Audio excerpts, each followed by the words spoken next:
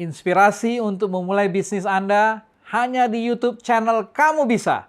Jangan lupa subscribe, nyalakan notifikasinya.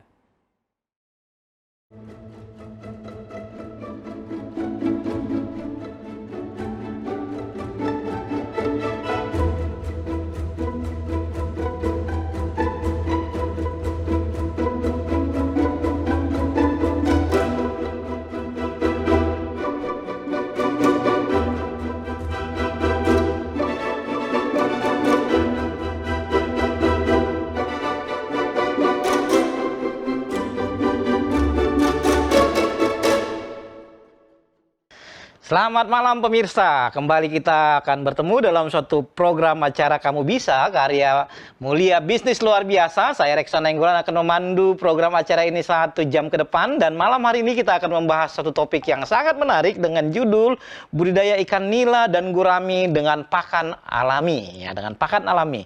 Kita akan ditemani dengan beberapa narasumber ahli dan seorang narasumber praktisi, yakni Bapak Antonius Widayanto. Apakah Pak Antonius sudah tersambung? Kelihatannya masih belum tersambung. Nanti kita akan sapa beliau setelah tersambung. Kita akan sapa dulu narasumber ahli kita, yakni Insinyur John Lee Warren MP. Selamat malam Pak John Lee, apa kabar?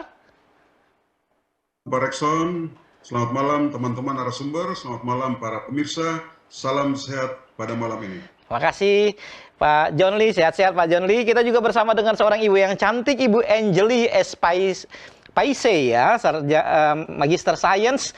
Beliau adalah seorang akademisi dari Universitas Papua. Selamat malam Ibu Angeli, apa kabar?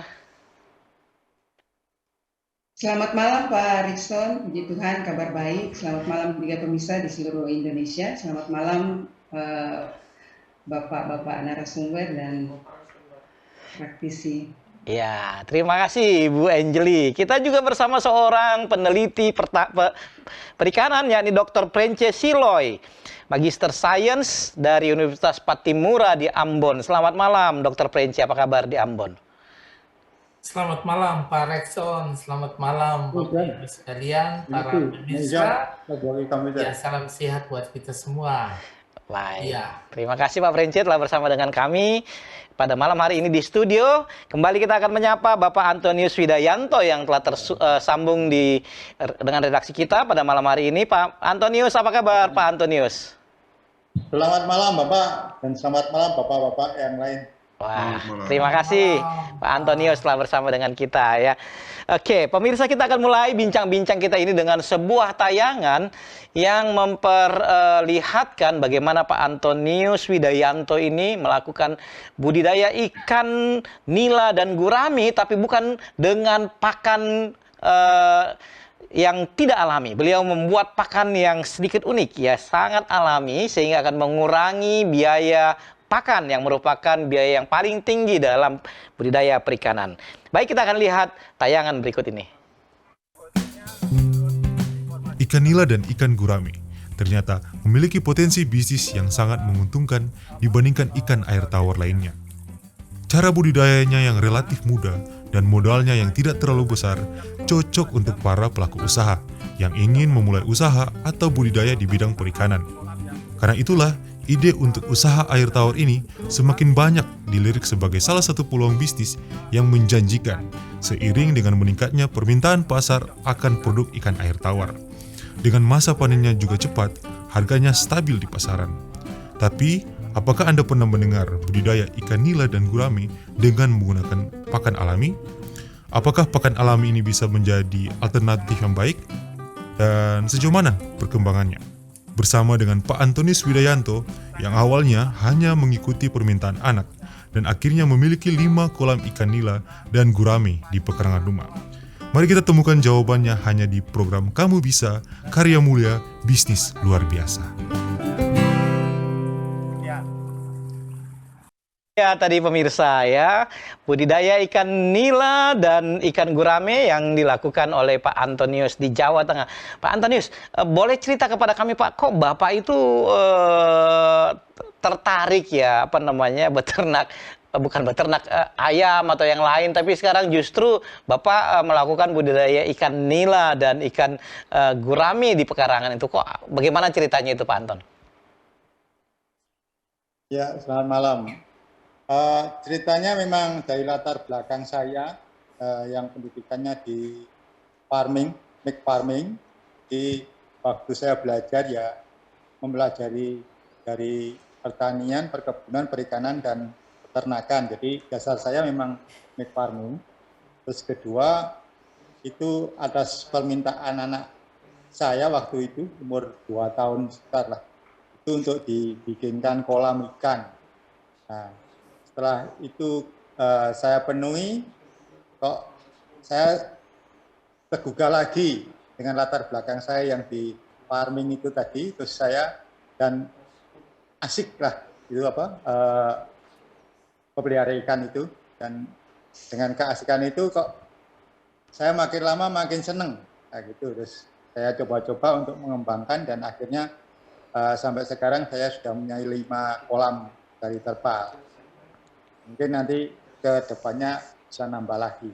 Wah, mantap. Jadi ini sebenarnya awalnya itu adalah karena ingin membahagiakan anak ya, Pak ya. Senang lihat anakan ikan ini kok jadi anakan ini bisa besar dan kemudian jadi hobi dan kemudian jadi usaha ya, Pak ya.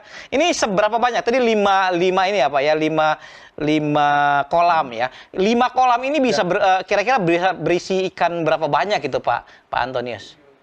5 kolam itu diameter 3 meter, kali setengah 3 meter. Jadi kalau saya maksimalkan masing-masing kolam bisa 400 sampai 500 ekor.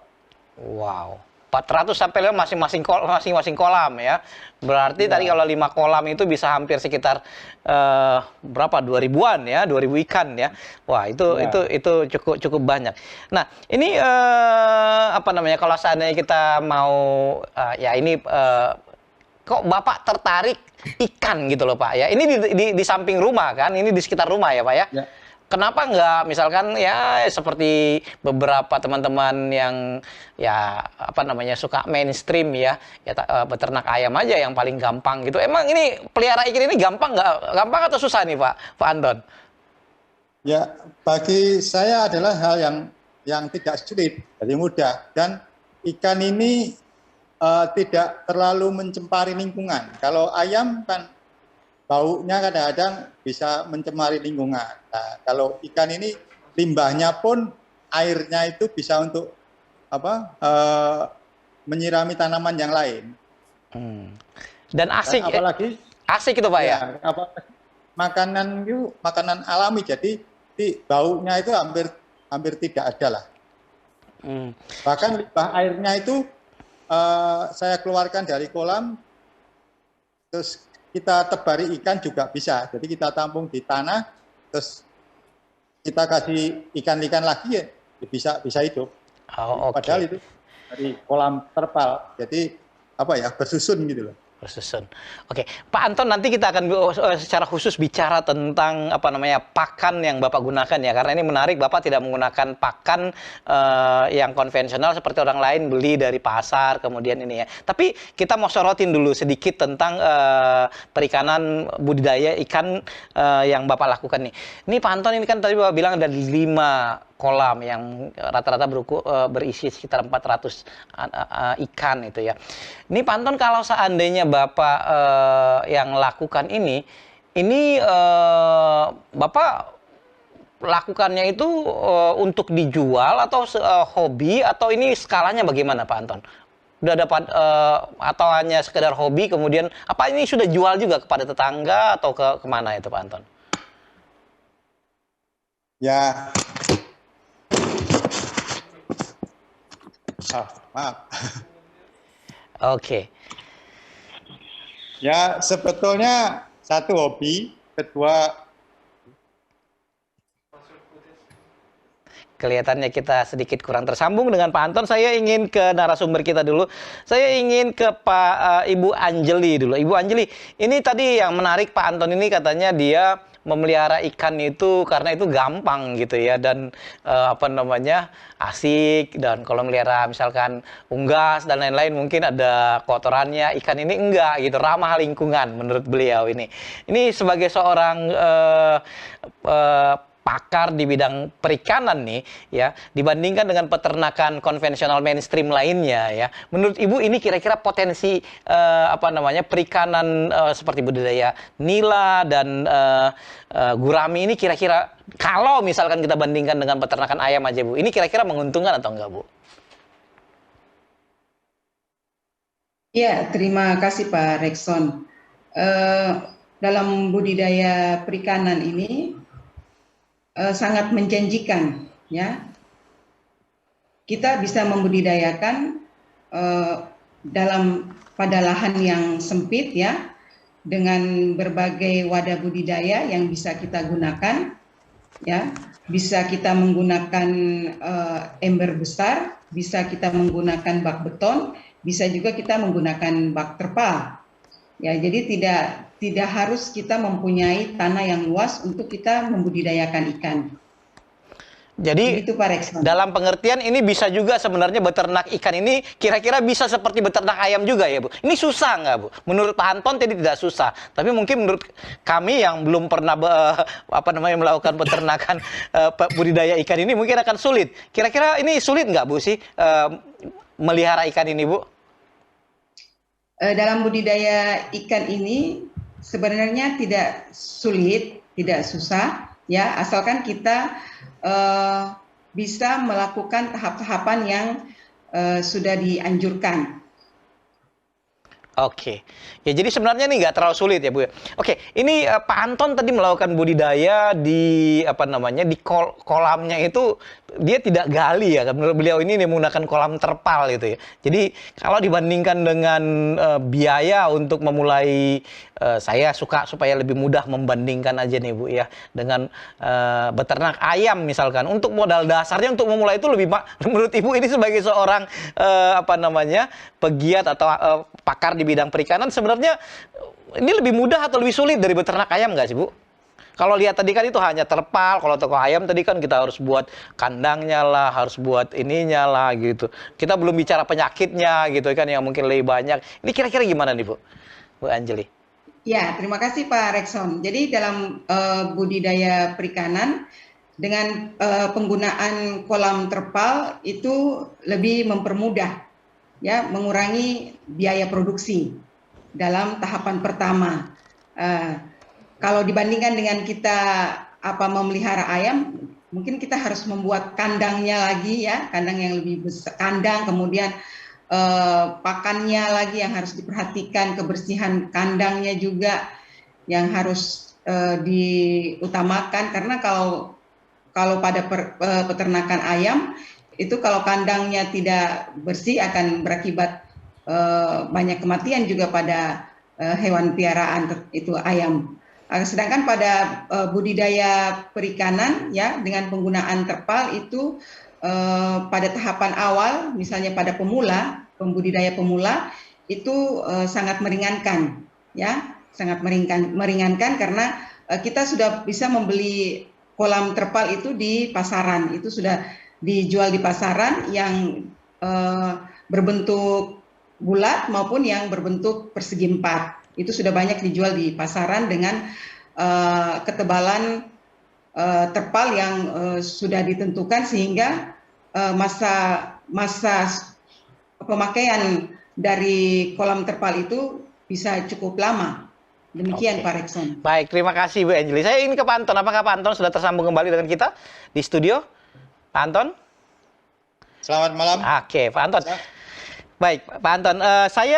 Kami telah mulai diskusi waktu sedikit komunikasi kita terputus tadi dengan Ibu Anjeli, dan Ibu Anjeli mengatakan sebenarnya kalau beternak ikan ini nggak sulit ya.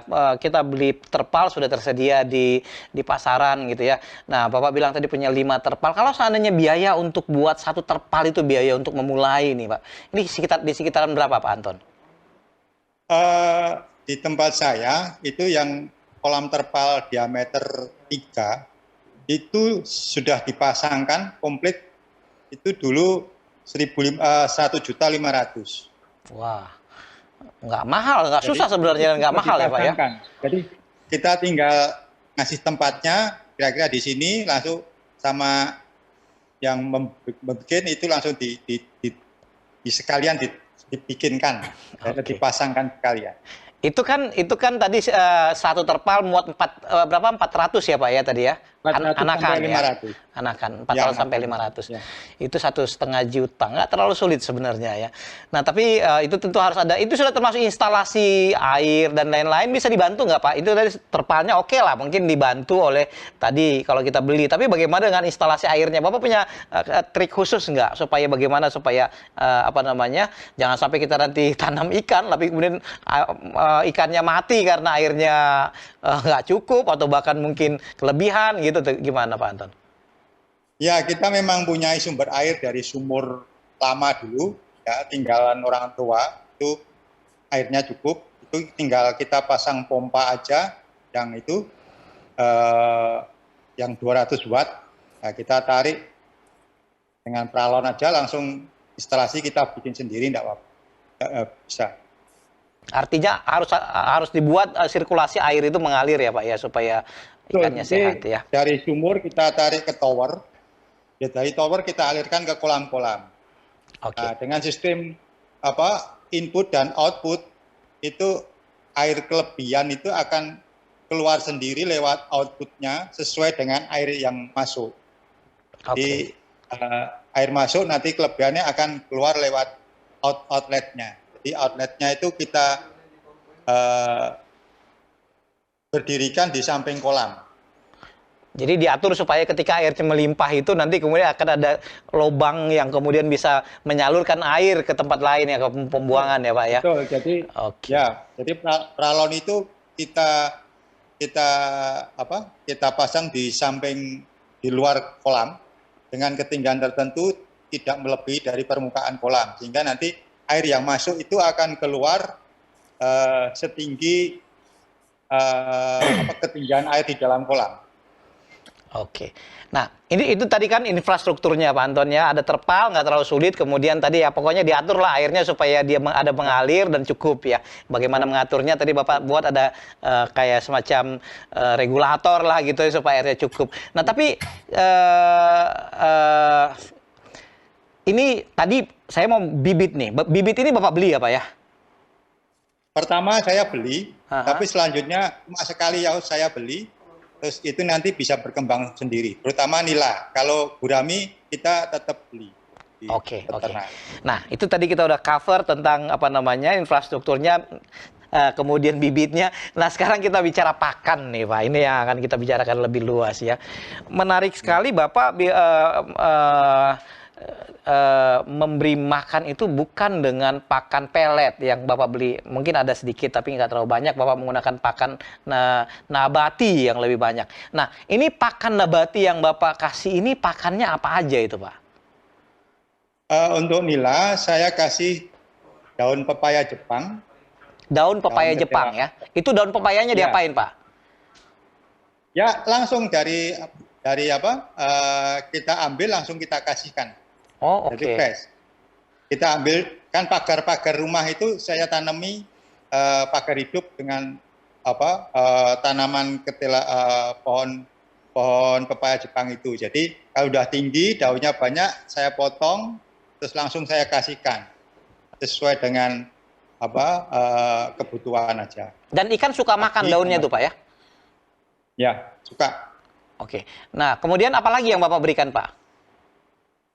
Ya, itu ada pepaya biasa itu, yang biasa pepaya yang ada buahnya itu, tapi kalau pepaya Jepang kan tidak ada buahnya, cuma ada daunnya aja. Itu juga bisa, terus ketela rambat juga bisa, terus sawi, sisa-sisa sayur yang potongan-potongan sisa sayur itu kita kasihkan, kol itu kita kasihkan mau untuk nila. Untuk gurami bisa ditambah dengan daun talas. Daun talas sangat suka sekali.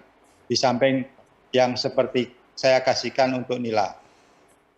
Daun talas juga. Ini semua ini Bapak tanam kemudian kasih ke ikan ya Pak ya? Artinya itu nggak beli ya Pak ya? Betul. Ya. Oke. Nah, sekarang Pak Anton ini dengan memberikan makan makanan yang seperti itu ya. Ini ikan Bapak itu tadi memang ditunjukkan ya. Tadi ada di awal itu ada 31 kilo, sekitar 31 kilo itu yang gurami itu. Itu umur berapa supaya Bapak bisa panen? Kira-kira berapa lama itu Pak? Dengan jenis pakan alami yang tadi. Ya memang agak, kalau dibandingkan full pellet itu agak lebih panjang sedikit ya, terpaut 2 sampai 3 bulan. Kalau yang full pellet itu katakan 6 bulan bisa sudah ukuran konsumsi. Ya. Tapi kalau yang alami itu bisa mundur 2-3 bulan.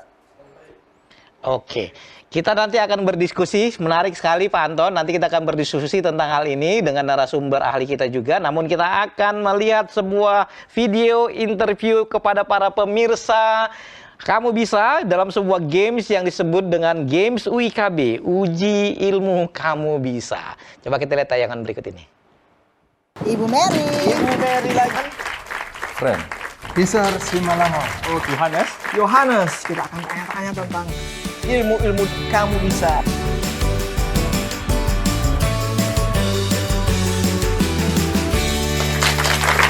Ini sama seperti pertanyaan Presiden Jokowi. Sebutkan 5 jenis ikan. Tapi sekarang ini 5 ikan air tawar. Ikan gurami. Wow. Ikan nila. Ikan nila. Ikan gabus. Ikan gabus. Ikan lele. Ikan lele. Satu lagi. Ikan sepat. Ya. Wah, itu dia. Dapat sepeda. Judulnya. Oke. Apa aja? Mujair. Bandeng. Wong kong ini kok di Bandeng ke. Bawa darat ya ada. Oke, bawa darat. Apa lagi? Terus Nila, betul. Ya. Ikan mas. Ikan mas. Nah, itu dia perfect. Satu. susah. Ikan mas. Ikan mas, betul. Ikan koki. Ikan koki. Oke. Itu sama. Saya juga kurang tahu juga sih. Enggak apa-apa, yang penting kalau namanya beda kita hitung aja. Siap. Sama ikan koki baru ikan cupang. Ikan cupang bisa. Mujair. Ya, mujair. Satu lagi. Bisa nggak? Ikan. Kurang. Aduh, sayang sekali nggak dapat sepeda dia, guys. Nila. Nila. Ikan. Kalau di Manado ikan mas. Ikan mas. Ikan mas. Kalau di Ikan Manado Nike. Kayak sepatu dong itu ya. Oke. Berapa lagi? Terus lele. Ikan lele. Baru satu lagi. Ikan. Aduh, lupa. Aduh, cuma bisa 4 ya, guys. Ini nih, di gambar ini. Iya. Tahu nggak kira-kira ini juga ikan air tawar? Yang A itu gurami. Yang B itu ikan nila. Wih, kok Bapak tahu banget nih? Ini ikan nila. Yang atau B. mujair. Ikan nila. Iya. Yang A? Ini mahal nih ikan ini nih. Nah, ini ada ciri khasnya nih. Iya, ciri khasnya ini nih yang buat asam manis nih. Ikan cupang ya? Yang A ikan cupang. Oke, lagi. Nggak, kurang tahu. Yang B? Ini apa ya? Mirip ke mujair. Ya, kayaknya mujair. Kalau ini nila. Kalau ini Yang B ini Nila. nila. Yang A? lupa, nggak tahu. Gurami. Oh iya betul gurami. Betul kan? Gurami. Iya betul gurami. Iya. Gurami, betul. Asam manis kan? Iya, Asam manis ya. Ya, betul sekali. Ikan nila itu bisa bertahan berapa lama usianya? Paling tinggi. Nah, itu yang aku nggak tahu. Oke. Kalau ingin tahu, saksikan hanya di Seingat saya itu ikan nila itu bertahan hidup biasanya. paling bisa paling lama itu 6 bulan sepertinya. Wow. 6 bulan. Aduh kalau untuk usia kurang tahu. Kurang tahu. Karena kalau di kampung itu ya paling 3 bulan panen. Palingan 3 bulan katanya langsung panen. Oke. Apakah jawaban-jawabannya ini benar atau gimana? Kita nggak tahu. Nanti saja kita saksikan hanya di Kamu Bisa. Karya mulia bisnis luar biasa.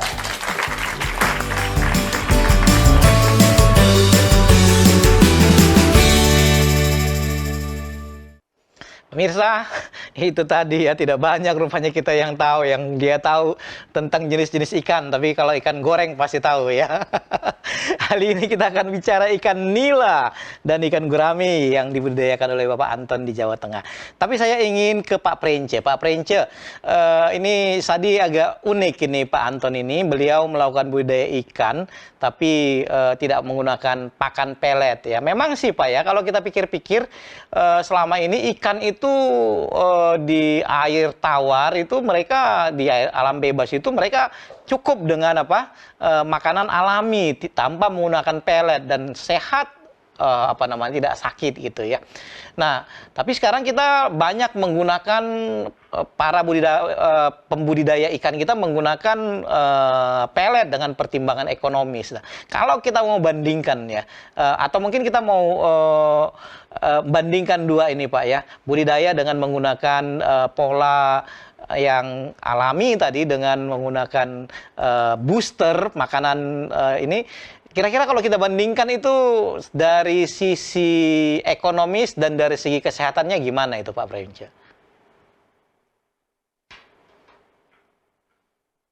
Iya, jadi sebenarnya kalau apa ya, kalau mungkin awal saya menjelaskan sedikit bahwa kalau dalam prinsip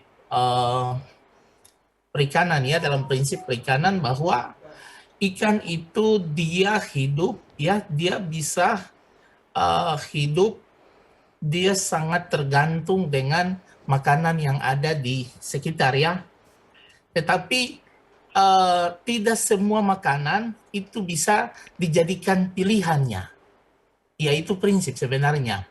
Iya, jadi saya kira kalau di laut juga kurang lebih sama dengan di perairan tawar ya, prinsipnya seperti begitu. Nah, apa yang sudah dilakukan oleh Pak Anton itu sangat luar biasa ya, karena kalau menurut saya itu menjadi sebuah referensi juga ya, menjadi sebuah referensi juga untuk para pembudidaya ikan air tawar yang ada di yang di Indonesia ataupun dimanapun ya, dimanapun berada ya. Karena apa?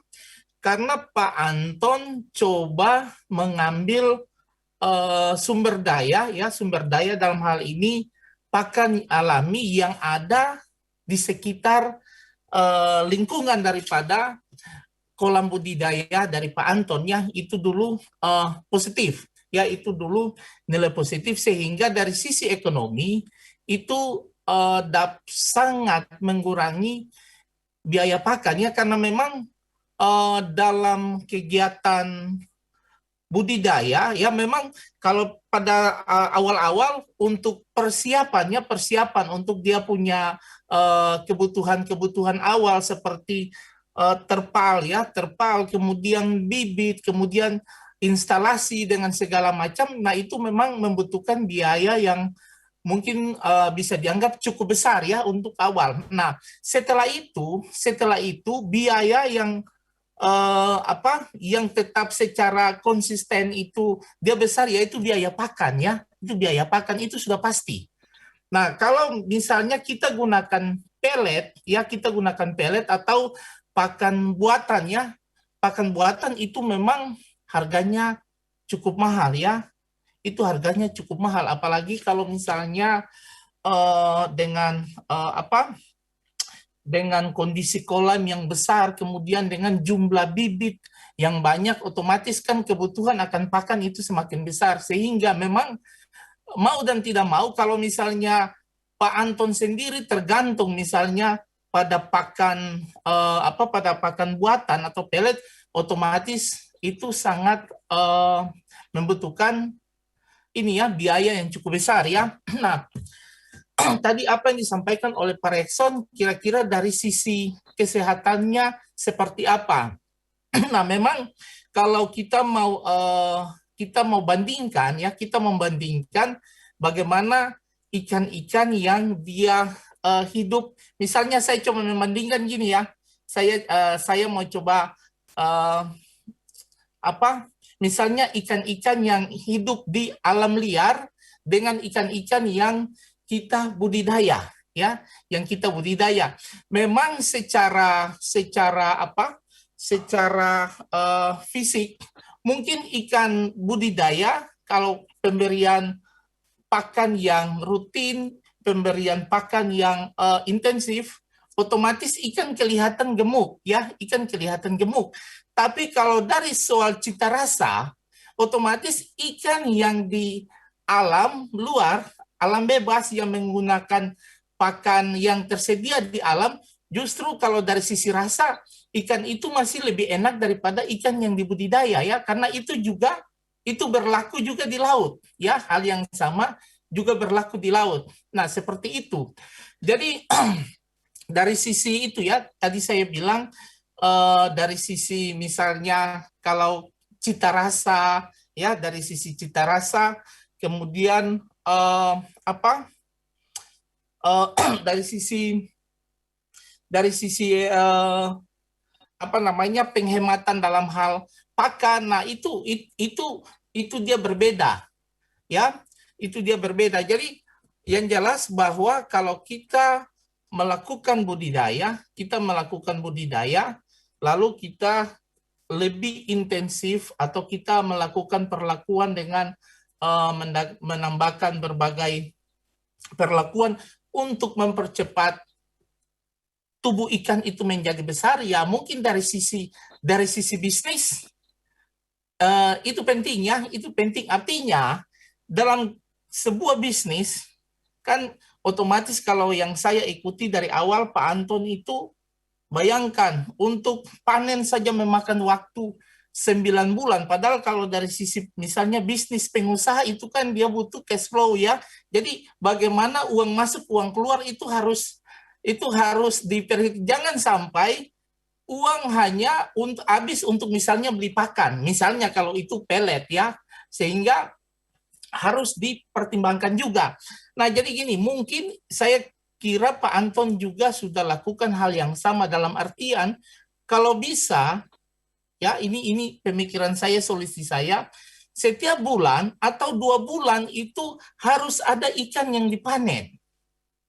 Jadi maksud saya jangan sampai misalnya contoh itu durasi waktu misalnya 5-6 bulan baru ada panen, menurut saya itu juga terlalu lama. Jadi bagaimana Pak Anton mungkin bisa menyiasati dia panen tidak terlalu banyak, ya, tidak terlalu banyak, tapi setiap bulan atau 2 bulan sekali kalau bisa itu bisa dipanen. Jadi ada 5 kolam, mungkin bisa dipisahkan berdasarkan umur, ya, umur dikonversi dalam bentuk ukuran, dalam ukuran ikan. Jadi misalnya ikan-ikan yang sudah siap untuk dipanen dia sendiri, kemudian ikan-ikan yang sudah siap untuk misalnya memijah atau dalam tahapan perkembangan dia juga sendiri. Jadi ada beberapa kolam yang memang secara teknis itu dipisahkan berdasarkan ukuran.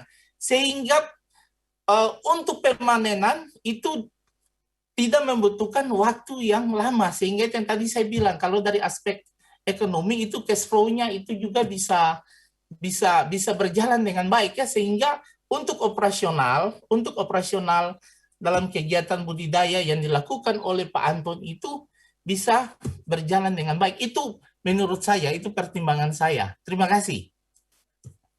Dokter Frence, ya. Jadi saya tertarik dengan Pak Frence tadi katakan ikan di laut itu tidak dikasih pelet tapi mereka bisa sehat dan bisa bertumbuh, ya. Hanya memang tidak di booster, dia bertumbuh secara alami. Coba kita akan lihat dulu sebelum nanti berbincang dengan Ibu Angeli, kita juga akan lihat sebuah tayangan yang telah dipersiapkan oleh channel tentang tutorial perawatan atau budaya ikan dengan pakan alami. Kita coba akan lihat dulu sebuah sajian berikut yang dipersiapkan oleh tim redaksi kami. 475 ekor. Kalau 1 kilo isi 3, berarti ada 158 kilo. Kalau 158 kilo, sekarang saya jual itu 1 kilonya 30.000. Jadi kalau kita kalikan 30.000, berarti saya dapat 4.274.000 secara kasar. Ini belum ada pengurangan dari biaya listrik atau kalau air sumur, cuma listrik sama pakan peletnya. kalau tenaga kita sendiri aja cukup, karena 5 kolam ini tidak ada 1 jam selesai. Pemberian pakan cuma pagi sama sore, jadi tidak begitu banyak membutuhkan tenaga. Dengan 500 ekor itu saya dapatkan sekitar 4 juta lah kalau kita kumpulkan. Tapi karena lakunya itu tidak semua laku, cuma ada yang ngambil 2 kilo, 10 kilo, jadi ya kita harus sabar. Nah, ini nanti saya ingin mengembangkan sama mengedukasi ibu-ibu dari warga untuk memelihara paling enggak ya 50 atau sampai 100 ekor untuk kebutuhan gizi keluarga. Nah, kelebihannya itu nanti bisa kita jual atau kita kumpulkan, kita jual bareng-bareng. Atau bisa juga kita bikin makanan olahan seperti keripik daging ikan nila atau keripik daging ikan gurami. Nah, ini nanti kita bisa jual bareng-bareng dengan bimbingan dari Dinas Perikanan. Saya kira nanti bisa itu rencana jangka panjang. Ini ada perikanan berkat, jadi ya berkat kita bagi bareng-bareng sama tetangga. Mudah-mudahan nanti ada yang cashback, sehingga nanti di kampung ini, ya di kampung di mana saya berada ini bisa semua ada income masukan ya untuk nambah-nambah membeli pulsa listrik atau membayar PBB. Ikan nila dan gurami, saya kira ikan ini paling mudah untuk berkembang biak, terutama nila, dan paling mudah untuk pemeliharaannya. Masalah makannya sangat mudah, kita bisa pakai makanan alami yang tumbuh di sekitar rumah kita, dan mungkin sedikit lah kita kasih pelet sebagai suplemen. Kerugiannya adalah pakan alami itu perkembangan ikannya sangat lambat, boleh kata lambat dibanding yang full pelet, karena pada umur 9 sampai 10 bulan baru itu bisa kita konsumsi. Tapi kalau full pelet paling enggak ya 6 bulan sampai 7 bulan itu sudah bisa dijual. Jadi jenis pakannya itu bisa daun jadi seperti ini, daun jadi, terus asola, daun talas, daun petila pohon, kangkung, sawi, cacing, full. Nah, itu bisa kita kasihkan, dan juga sisa-sisa makanan seperti nasi sama ini roti yang sudah diamkan itu mereka mau.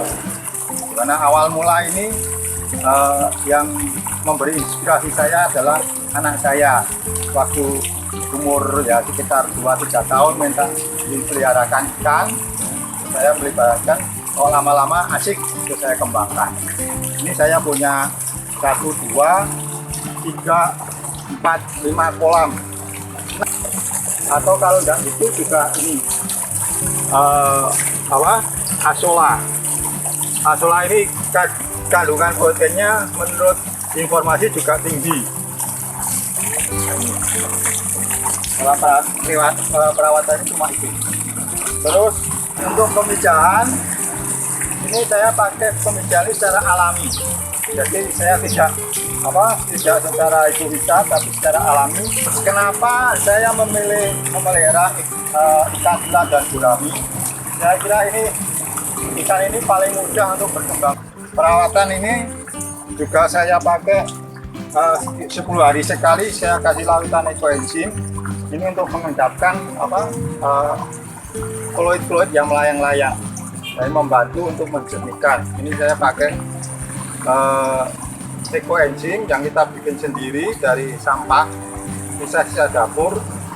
Ini 600 ml untuk 1 kolam ini kita cairkan dengan air sebanyak 15 liter, terus kita tuangkan ke kolam ini. Nanti akan terjadi endapan, di mana endapan besok kita keluarkan lewat pipa ini outlet. Itu yang inlet, terus ini outletnya. Seperti ini. Nah, ini yang keluar. Nanti kalau itu sudah bening, nah, kita tutup lagi. Nah, kita tutup lagi. Ini. Kalau memang belum lama, kita pakai ini, kita tinggal nggak apa-apa. Nanti kalau permukaannya sudah sekian, akan berhenti sendiri, akan keluar sesuai dengan air yang masuk. Baik, terima kasih. Tayangan tadi sekaligus menjawab ada satu pertanyaan dari Bu Rile Silalahi yang bertanya, saya juga pelihara ikan nila kolam terpal, tapi bagaimana airnya hijau, tapi ikannya sih hidup, tapi nggak sedap dipandang mata. Apakah air seperti pantas untuk ikan tersebut? Bagaimana caranya supaya tidak supaya lebih segar? Tadi menurut Pak Anton bisa dibantu dengan apa tadi Pak Anton? Cairan apa tadi? Ekoenzim. Iya, ekoenzim ya. Ekoenzim dikasih kemudian nanti akan menggumpal katanya. Ya, akan menggumpal kemudian dialirkan dari lewat bawah ya supaya airnya kembali bening. Terima kasih Pak Anton untuk jawaban kepada Ibu Rile Silalahi. Tapi saya ingin sebelum ke Ibu Angeli, saya ingin bertanya ke Pak Anton. Itu ikannya kalau dikasih begitu gimana dengan penyakit Pak? Dia gampang sakit nggak? Itu apa kurang makan nggak mereka itu? Jadi logikanya seperti vegetarian seperti itu kalau bahasanya kita itu ya, ikannya jadi vegetarian itu ikannya sehat nggak atau malah sakit-sakitan Pak? Super sehat Pak. Jadi waktu dulu awal memang saya juga pakai pelet. Nah, mungkin saya terlalu banyak ngasih pelet, itu terjadi kematian yang banyak. Bahkan hampir kalau pergantian musim itu ada 15 kilo, 10 kilo mati. Nah, setelah saya beralih ke pakaian alami, itu boleh dikata 90-95% hidup. Wah, sehat. Sehat ya Cuma ikannya. perkembangannya memang lambat. Oke. Baik, saya ke Ibu Angeli nih. Ibu Angeli, ini Pak Anton ini budidayanya agak unik ya dengan yang biasa digunakan oleh para budidaya ikan air tawar lainnya yang biasanya menggunakan pelet, dan beliau ini ikannya malah sehat ya, walaupun perkembangannya tadi butuh waktu sekitar 2-3 bulan lebih lama dibanding dengan pola penanaman budidaya dengan menggunakan pelet. Nah, pertanyaan kita tadi ini kalau kita mau bandingkan dua tadi, kalau tadi Pak Dr. Prence kan sudah membandingkan dari segi ikannya itu sendiri ya, lalu kemudian kesehatan dan lain. Tapi kalau kita mau sorotin sendiri tentang dari sudut pandang budidaya ikan air tawar ini Bu ya, menurut Ibu ini sebenarnya sebuah alternatif atau yang kemudian kita sarankan, atau sebenarnya ini merugikan menurut Ibu? Karena ada dua ya, ini kan berarti kan cost-nya semakin rendah, tapi lead time-nya mungkin lebih lama, mungkin butuh, tapi cost-nya juga akan reduce ya. Bisa juga ada trade-in antara ya, daripada beli pakan, mungkin kita buat menurut Dokter Prence tadi itu ya ditambahin aja kolamnya yang ditambah, aturan beli pakan itu jadi bisa menambah kolam sehingga jumlah yang dibudidayakan itu lebih banyak dan bahkan diatur rotasinya gitu ya. Nah, apakah alternatif penggunaan pakan ini merupakan sebuah alternatif dari sudut pandang perikanan sekarang ini? Bahkan menurut Pak Anton tadi malah lebih sehat katanya ikannya itu. Gimana dari sudut pandang keilmuannya ini Bu? Iya, terima kasih Pak Rexon. Seperti budidaya yang sudah dilakukan oleh Pak Anton dengan pemberian pakan alami, sebenarnya ini sudah sangat baik ya, termasuk dalam kategori di mana sistem budidaya ini sangat ramah lingkungan, karena dia tidak air atau air limbah dari kolam itu tidak berbau itu. Kemudian seperti yang tadi dikatakan bahwa pakan-pakan alami ini juga mengandung antioksidan ya, vitamin yang memperkuat sistem imun di dalam tubuh ikan, sehingga ikan tidak mudah untuk terkena penyakit. Karena seperti memberikan daun pepaya itu dalam budidaya, itu daun pepaya itu juga dipakai sebagai obat untuk pencegahan penyakit pada ikan.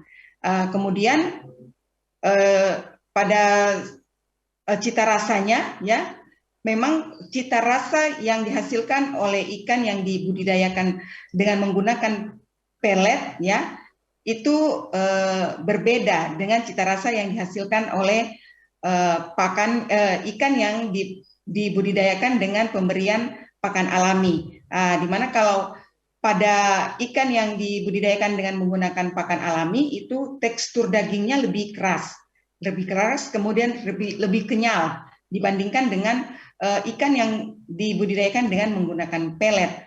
Karena kalau yang menggunakan pelet itu dia memang lebih gemuk, tetapi lebih cepat hancur. Itu. Nah, Ibu Angeli ini tadi kemudian kan Pak Anton menggunakan bahan-bahan dedaunan ya. Bu Angeli, mungkin saya potong sejenak. Menggunakan bahan-bahan dedaunan, kemudian tanam, lalu diberikan ke ini. Apakah ada alternatif lain yang mungkin bagus ya? Misalkan saya tidak tahu apakah tetap dia masih alami, tapi tadi Pak Anton butuh sekitar 9 sampai 10 bulan. Tapi ini selain yang telah disampaikan Pak Anton tadi, mungkin barangkali kita ada punya, Ibu bisa sarankan penggunaan bahan-bahan pakan alami lain yang mungkin bisa digunakan sebagai alternatif, Bu, tapi pertumbuhannya juga lebih baik gitu. Kira-kira apa yang bisa digunakan oleh Pak Anton dan teman-teman yang ada di Jawa Tengah? Baik, Pak Rekson. Jadi mengkonsumsi, ya ikan kalau mengkonsumsi dedaunan itu sebenarnya penyerapannya itu sangat susah di ikan ya. Ikan susah untuk menyerap serat, sehingga pertumbuhan ikan itu menjadi lambat. Nah, sekarang bagaimana alternatif lain untuk menambahkan pakan yang alami sehingga tetap terjaga kualitas dari cita rasa daging ikan itu sendiri. Salah satu sebenarnya banyak pakan alami yang bisa di-combine atau dikombinasikan dengan dedaunan ini. Jadi di dalam budidaya ada harus ya combine-nya itu ada proteinnya. Protein itu sebenarnya merupakan kandungan gizi yang utama yang harus diberikan kepada ikan ini. Protein ini yang kita dapatkan kalau dari nabati itu sangat kurang, sehingga yang kita perlukan itu protein yang dari hewani. Pakan alami yang dari hewani itu juga ada ya. Ya misalnya ada cacing sutra, kemudian ada cacing tanah, kemudian ada maggot ya. Kalau cacing sutra itu kandungan proteinnya bisa mencapai 57%. Kemudian maggot juga ya sekitar 40-an ke atas. Kemudian cacing tanah ya itu yang lebih mudah untuk diberikan kepada ikan budidaya, dikombin atau dikombinasikan dengan dedaunan, karena seperti kita ketahui ikan gurami ini dia merupakan ikan herbivora, sehingga dia lebih cenderung memakan yang bersifat nabati, tanaman. Sedangkan yang ikan nila dia lebih bersifat ke omnivora, sehingga dia masih bisa juga kita memberikan pakan dengan kandungan protein dari nabati. Jadi intinya bahwa untuk mempercepat pertumbuhan ikan, kita memerlukan kandungan protein yang tinggi dalam pakan. Nah, dan itu bisa didapat dari pakan alami berupa pakan alami yang dari hewani. Demikian Pak Rekson. Baik, terima kasih Bu Angeli. Pak Anton ini dapat ilmu baru ini dari Bu Angeli ini ya. Jadi ya mungkin perlu juga ditambahkan protein Pak. Mungkin dari apakah tadi ada cacing dan yang disebutkan ya. Mungkin ada ikan juga ya Bu ya, ikan-ikan yang sisa atau keong barangkali itu bisa juga Bu ya, ya dengan ininya. Oke. Ya, emas bisa dipakai. Cuma kalau keong mungkin agak susah ya kalau dicari ya, biasanya di sini juga kita biasa carinya di sawah-sawah ya. Kemudian itu harus dipecahkan lagi cangkangnya. Tetapi kalau seperti yang praktis itu bisa cacing sutra, itu lebih mudah dibudidayakan ya. Kemudian dia lebih bersih ya, lebih bersih. Jadi lebih memberikannya itu lebih baik.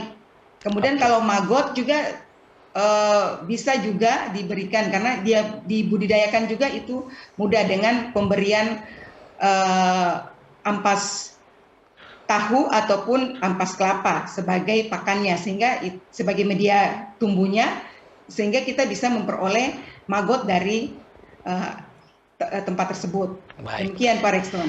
Ya, saya ke Bapak kita yang satu dulu ya. Ini menarik nih. Yang menarik di sini Pak, kita mau bicara tentang trade in antara waktu dan biaya ya.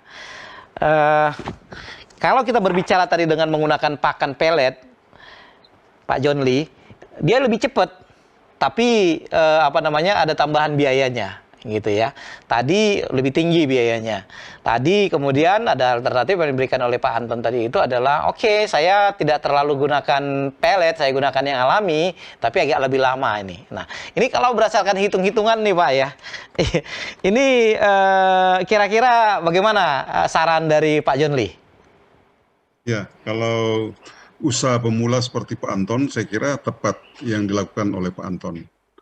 Jadi dengan cara yang sangat sederhana, dengan biaya input yang paling murah, sudah bisa memulai usaha. Dari 1 kolam kemudian berkembang menjadi 5 kolam. Intinya, kalau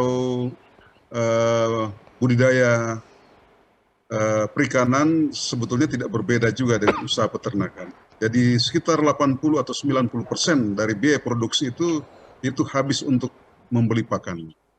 Nah, oleh karena itu, upaya yang dilakukan oleh Pak Anton saya kira sangat tepat untuk para pemula. Kemudian, hasil produksi dari ikan yang dihasilkan dengan menggunakan pakan alami, itu jauh lebih banyak konsumen sekarang ini yang berminat. Ya. Jadi, ada kecenderungan konsumen sekarang ingin untuk mengkonsumsi ikan yang tidak menggunakan pelet. Daging ayam yang dikonsumsi yang pemberian makanannya tidak menggunakan ransum komersial. Jadi memang lama produksinya itu lebih pelan ya, lebih lambat atau masa produksinya lebih panjang. Tetapi kalau kita siasati misalnya dengan membuat skala-skala produksi berdasarkan waktu panen, seperti yang disarankan oleh Pak Frencho, saya kira sudah sangat tepat. Jadi sistem panen yang rotasi. Kalau sudah ada 5 kolam, misalnya di bulan pertama, kolam yang pertama, kemudian bulan yang kedua, kolam yang kedua, dan seterusnya. Lalu tempat pemijahan itu barangkali dipisahkan, sehingga kita bisa memastikan bahwa setiap bulan ada panen. Dan dengan demikian maka cash flow yang disampaikan oleh Pak Frencho tadi bisa teratur dan kita bisa memberikan kepastian bahwa setiap bulan ada income yang dinikmati oleh Pak Anton. Itu yang pertama. Lalu yang kedua, menjadi seorang pelaku wirausaha seperti Pak Anton memang harus menguasai aspek teknis atau yang kita kenal dengan keterampilan teknis, mulai dari penyiapan kolam, kemudian membangun jaringan air, kemudian bagaimana melepas kotoran yang mengendap dalam kolam, itu sebetulnya hal yang tidak sulit untuk dilakukan, tetapi harus dikuasai.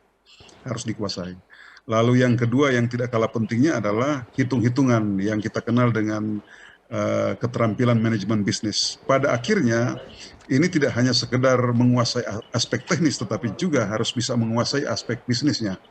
Nah, kalau keduanya kita sudah lakukan dengan baik, saya sangat yakin Pak Anton dan para pengusaha pemula nanti akan memulai usaha ini akan menikmati keuntungan yang tidak kecil ya, asalkan ini memang harus digeluti. Dan yang ketiga yang ingin kami sarankan, saya kira apa yang disampaikan oleh Ibu Angelis sudah tepat untuk mempercepat masa produksi dan bagaimana meningkatkan bobot badan ikan. Kita pakai sumber protein dari kalau barangkali kalau konsumen lain barangkali tidak terlalu senang dengan cacing ya, saya kira maggot saja. Maggot paling mudah dilakukan ya, paling mudah dibudidaya ya. Kita punya nasi yang kita masak, kemudian kita pakai sedikit EM3, EM4 ya. Kemudian kita simpan di tempat yang tertentu, kemudian dalam tempo 1 minggu atau 2 minggu kita sudah menghasilkan maggot, dan itu menjadi sumber pakan untuk ikan dan akan mempercepat kenaikan bobot badan. Demikian. Baik, terima kasih Pak John Lee. Tidak terasa sudah 1 jam kita berbincang, pemirsa, tentang budidaya ikan nila dan gurami dengan pakan alami dengan narasumber kita ada Bapak Antonius Widianto dari Jawa Tengah tadi. Pak Anton, terima kasih banyak atas pengalamannya dan inspirasi kita malam hari ini. Tuhan memberkati usaha Bapak ya, semakin maju. Kalau sekarang 5 nanti akan 50 Pak Anton ya, supaya lebih banyak lagi. Dan malam hari ini kita berbicara tentang sebuah alternatif penggunaan budidaya ikan tidak menggunakan pelet tapi menggunakan pakan alami dengan dedaunan. Tadi Ibu Angeli juga menambahkan mungkin dengan menambahkan protein alami lainnya, dan malam hari ini merupakan sebuah keniscayaan bahwa beternak budidaya ikan nila itu ternyata tidak sulit dan tidak membutuhkan modal yang cukup besar. Atas nama kru Hope Channel dan ASI Indonesia, saya mengucapkan terima kasih atas perhatian pemirsa. Tuhan memberkati, sampai jumpa minggu depan. Kamu bisa.